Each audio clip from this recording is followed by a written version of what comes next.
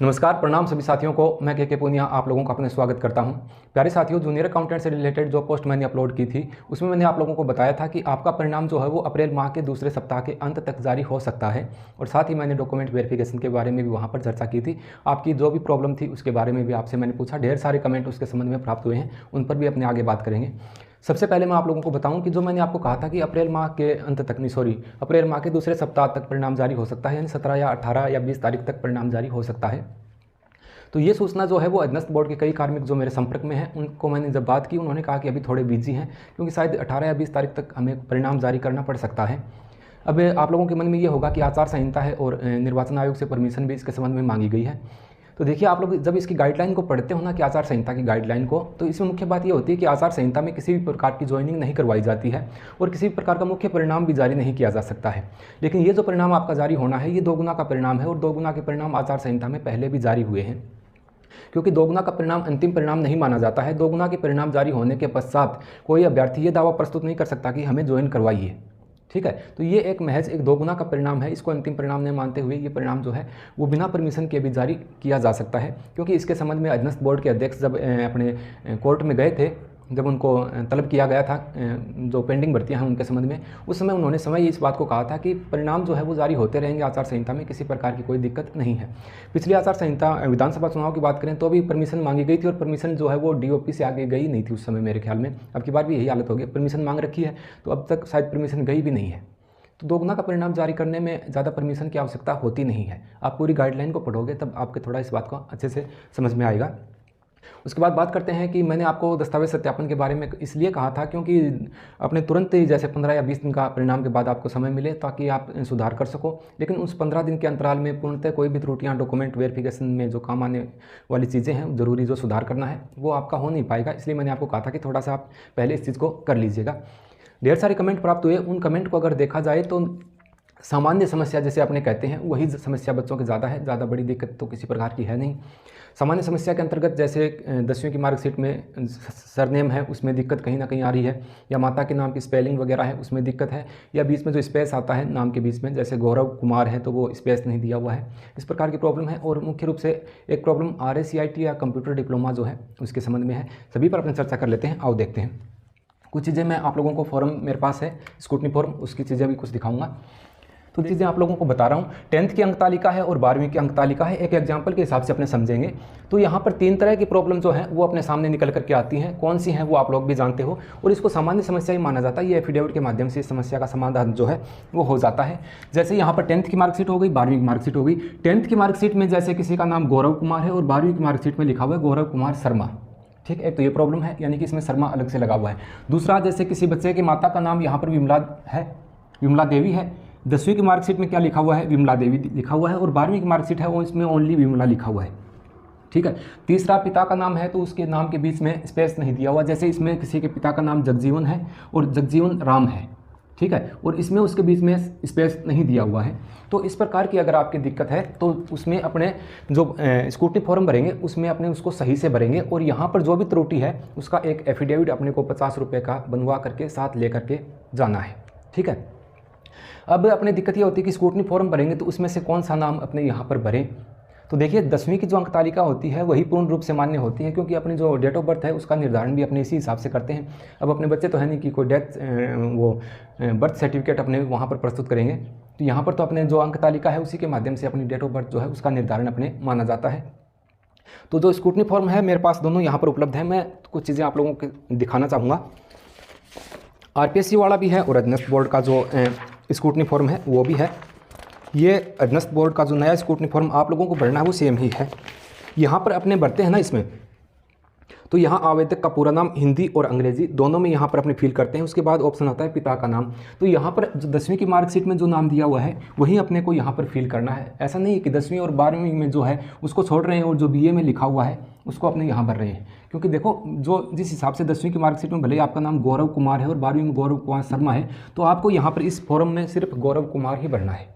ठीक है। इसका विस्तृत विवरण जो है वो मैं कोई अन्य सेशन में जब आपका डॉक्यूमेंट्स का टाइम आएगा उसमें आपको पूरा फॉर्म ये फिल करके मैं आप लोगों को यहाँ पर दिखाऊंगा।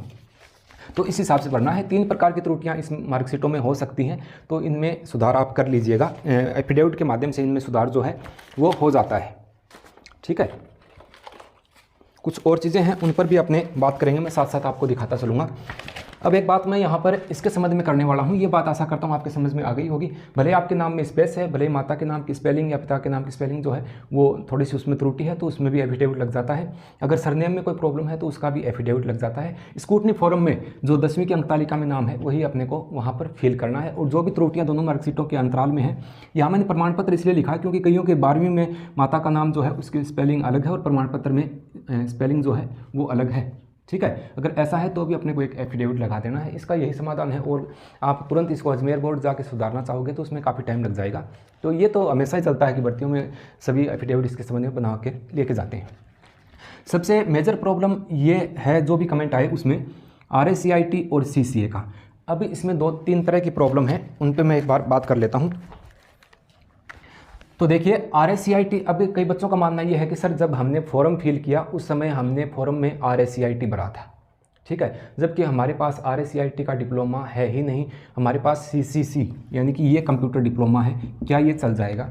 तो देखिए यहाँ पर ये गलती है आपकी, ये गलती नहीं चलेगी क्योंकि आपने फॉर्म में RACIT भरा है और आपके पास डिप्लोमा CCC का है, ठीक है, ये CCC है ना ये वाला। क्योंकि अगर अपने बात करें तो दोनों में फ़र्क होता है इन चीज़ों में, क्योंकि अपने जानते हैं कि RACIT जो है,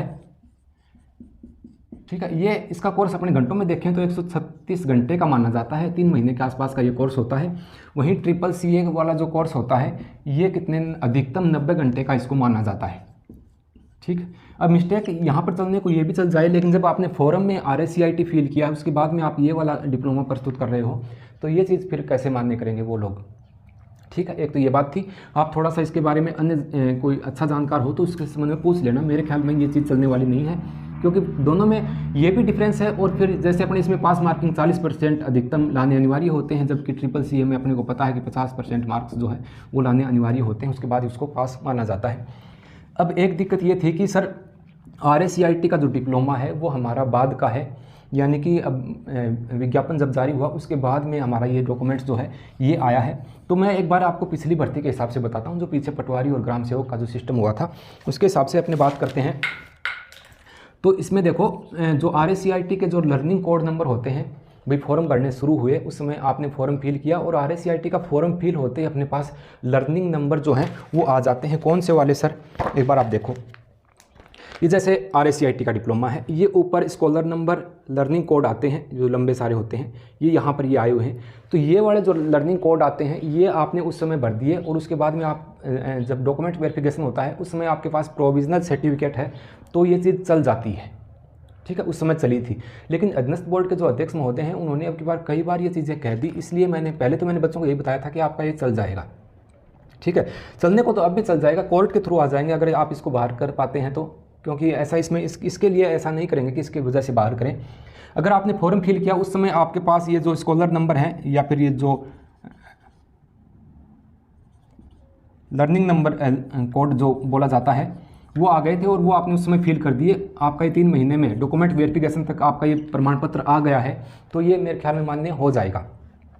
ठीक है, नहीं होता तो भी आपके पास और विकल्प तो है नहीं कि भाई आप क्या करोगे, आपको तो यही प्रस्तुत करना पड़ेगा। और पीछे जो मेरी कोचिंग के स्टूडेंट हैं उस समय मैं आपको रियल बता रहा हूँ, उन्होंने उस समय जब ग्राम विकास अधिकारी की भर्ती आई उस समय उन्होंने फॉर्म फिल करने से जस्ट 3 दिन पहले ही इसमें RACIT में एडमिशन लिया था और उनके फॉर्म फिल होते ही लर्निंग कोड जो है वो आ गए थे और फॉर्म में उन्होंने सिर्फ लर्निंग कोड को ही माना था। ये भरते ही उनका फॉर्म सबमिट हो गया था।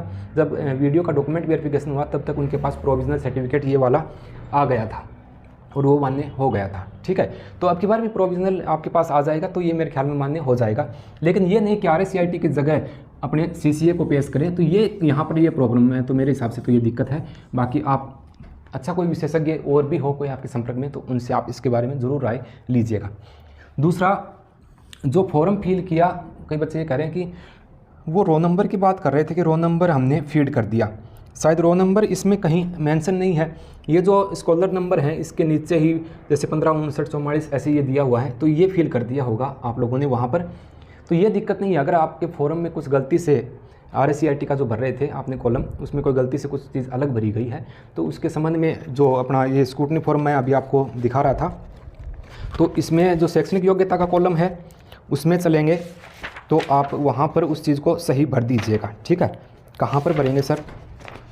ये देखो, ये रहा, ये वाला है ना, ये वाला, ये यहाँ पर मैट्रिक है, हाई स्कूल है, यहाँ पर ये अंक पत्र डिप्लोमा, इसमें अपने को जारी क्रमांक, दिनांक, संलग्न संख्या ये अच्छे से यहाँ पर फिल करनी है।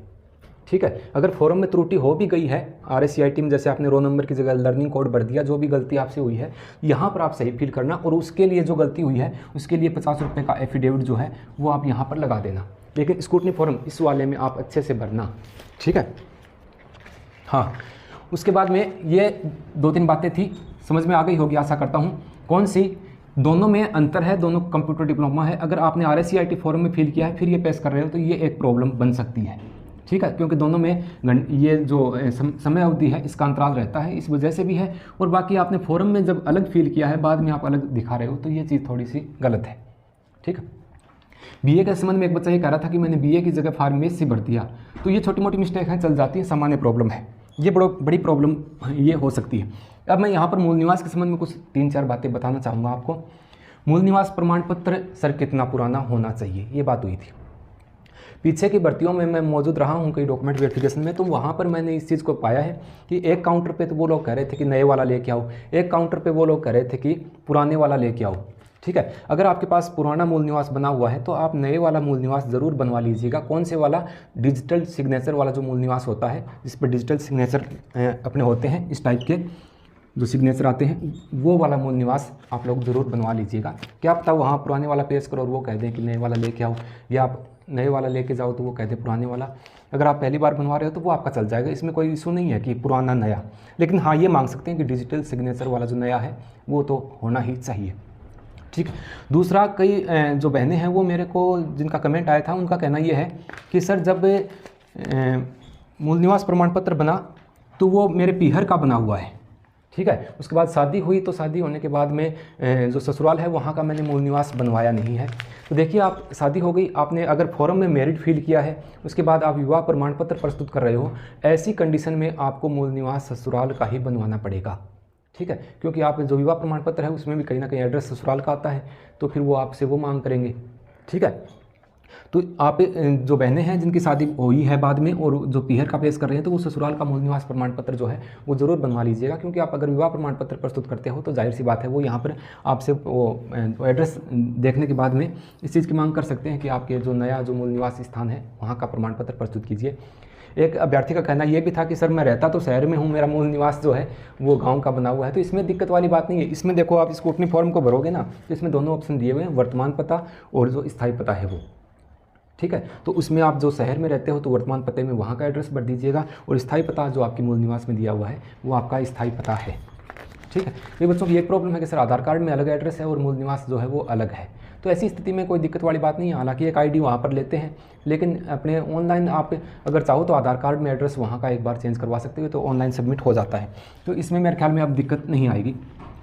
यही कंडीशन, जाति प्रमाण पत्र कितना पुराना होना चाहिए। सर पीछे की भर्तियों में ये भी कहा था कि 6 माह पुराना जाति प्रमाण पत्र नहीं होना चाहिए। कई भर्तियों में ये भी कहते हैं कि विज्ञापन तक का जाति प्रमाण पत्र जो है उससे विज्ञापन से जस्ट पहले बना हुआ होना चाहिए।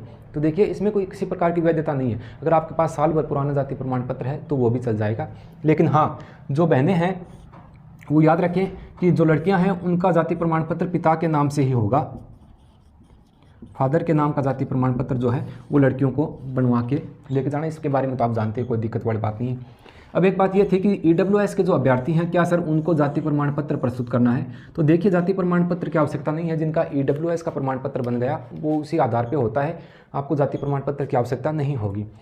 हाँ, EWS का प्रमाण पत्र बनवाने के लिए आजकल जाति प्रमाण पत्र पहले बनवाना पड़ता है, वो बात अलग है। लेकिन आपके यहाँ पर आपने EWS से फॉर्म फिल किया है तो उसके बाद में आपके EWS का प्रमाण पत्र प्रस्तुत कर दीजिएगा, इसमें प्रॉब्लम नहीं आएगी। ठीक है। अब कई ये कह रहे थे कि सर मैं हूँ तो EWS में और मैंने सामान्य कैटेगरी से फॉर्म फिल कर दिया, फॉर्म में जो कैटेगरी भरी गई उसमें अब ऑनलाइन चेंजिंग के लिए उन्होंने ऑप्शन दिया ही नहीं, तो अपने पास ऐसा कोई विकल्प है ही नहीं। आप सामान्य से, अगर EWS से हो, सामान्य से फॉर्म फिल कर दिया तो आप सामान्य से ही माने जाओगे और सामान्य की कट ऑफ में ही आपको रखा जाएगा। विवाह प्रमाण पत्र, कुछ चीज़ें मैं लिए खड़ा हूँ, वो मैंने दिखाया नहीं आप लोगों को, मैं कुछ दिखाना चाहता था, बाद में बात कर लेंगे इन चीज़ों के। विवाह प्रमाण पत्र जैसे फॉर्म में आपने अनमेरिड दिखाया है, ठीक है, फॉर्म में अनमेरिड दिखा दिया और आप शादीशुदा हैं, तो आप बाद में अपना विवाह प्रमाण पत्र प्रस्तुत करके एफिडेविट लगा सकते हैं। इसके बारे में शायद पहले एक सेशन में बात हो चुकी है, ज़्यादा डिटेल बताने की आवश्यकता विवाह प्रमाण पत्र के संबंध में नहीं है। एनओसी के बारे में कई अभ्यर्थी जानते भी नहीं हैं। ये तो जो सरकारी कर्मचारी हैं उनके लिए है, जो पहले से ही किसी विभाग में लगे हुए हैं। एनओसी के बारे में पिछले सेशन में बात हो गई थी। एनओसी के लिए अगर आपने पहले अनुमति नहीं ली है विभाग से, तो वर्तमान में अभी आप फिलहाल अनुमति ले लीजिएगा, क्योंकि एनओसी आप लोगे आपको लगता है कि अंतिम रूप से अपना चयन होने वाला है, तो एनओसी ले लीजिएगा, इसमें दिक्कत वाली बात नहीं है। एक प्रॉब्लम, ये बड़ी प्रॉब्लम है कि स्पोर्ट्स वाले जो गेम कोटे से जो अभ्यर्थी लगते हैं, तो इनका जो प्रमाण पत्र होते हैं, जैसे नेशनल लेवल का है, स्टेट लेवल का है या जिला लेवल का है, तो मेरे पास काफ़ी संख्या में इसके व्हाट्सएप पे मैसेज आए थे कि सर मेरे पास मैं खेला हुआ तो नेशनल खेला हुआ हूँ, लेकिन मैंने फोरम में सिर्फ प्रस्तुत किया है कि राज्य स्तरीय प्रमाण पत्र मेरे पास है, इस हिसाब से कुछ वो बता रहे थे। अगर आपने वहाँ पर गलत फील किया है, और मुख्य बात तो ये होती है कि आप कौन सा प्रस्तुत कर रहे हो डॉक्यूमेंट वेरिफिकेशन के समय। अगर पीछे गलती से कोई फेल हो भी गया तो एफिडेविट लगा देना, लेकिन आपके पास वहाँ पर आपने राज्य स्तर का भरा है और आपके पास नेशनल का भी गेम का प्रमाण पत्र है, तो आपको निश्चित रूप से नेशनल वाला ही वहाँ पर प्रस्तुत करना है। ठीक है, ऐसा कुछ बताया था। मैं इसके बारे में अधिक जानकारी मेरे को भी इतना है नहीं, बाकी मेरे हिसाब से आप अगर गलती से भर भी दिया तो आगे वो आप चेंज कर लीजिए, वो एफिडेविट लगा दीजिएगा ताकि आपको दिक्कत ना हो। ठीक है, अब कुछ प्रोविज़नल डिग्री वगैरह हैं, उनके संबंध में कुछ बात पूछी गई थी, उन पे मैं आप लोगों के साथ थोड़ा सा बताना चाहूँगा। देखिए, जो कई अभ्यर्थी मेरे को ये कह रहे थे कि सर बीए हमारी अभी हुई है, तो एक बच्चा तो ये भी पूछ रहा है कि सर डिग्री कहाँ मिलेगी। डिग्री कहाँ मिलती है, जो आप अगर आपने रेगुलर की है तो उसी कॉलेज में मिल जाएगी, या आप प्राइवेट हो तो जहाँ पर आपका एग्जाम सेंटर था वहाँ पर आपको ये इसकी डिग्री जो है वो उपलब्ध हो जाएगी। अगर आपने वर्तमान कोटा यूनिवर्सिटी से की है तो उसकी मार्कशीट जो है वो डाक के द्वारा आपके पास पहुँची होगी, या नहीं पहुँची है तो आप पत्राचार के माध्यम से या उनके टेलीफोन नंबर दिए हुए होते हैं साइट पर, उन पर कॉल कीजिए। आप एड्रेस सही दिए हुए तो आपके वो पते पर वो मार्कशीट आती है। VMOU कोटा वाली की बात कर रहा हूँ, तो इसमें दिक्कत नहीं है। मेन बात ये थी कि सर अगर ओरिजिनल जो डिग्री है वो ना हो तो ऐसी स्थिति में क्या करें। अब देखो, मैं आपको मेरे वाले डॉक्यूमेंट मेरे को दिखाने पड़ेंगे। जैसे ये डिग्री है, PhD वाली रहने दे, ये देख लेते हैं।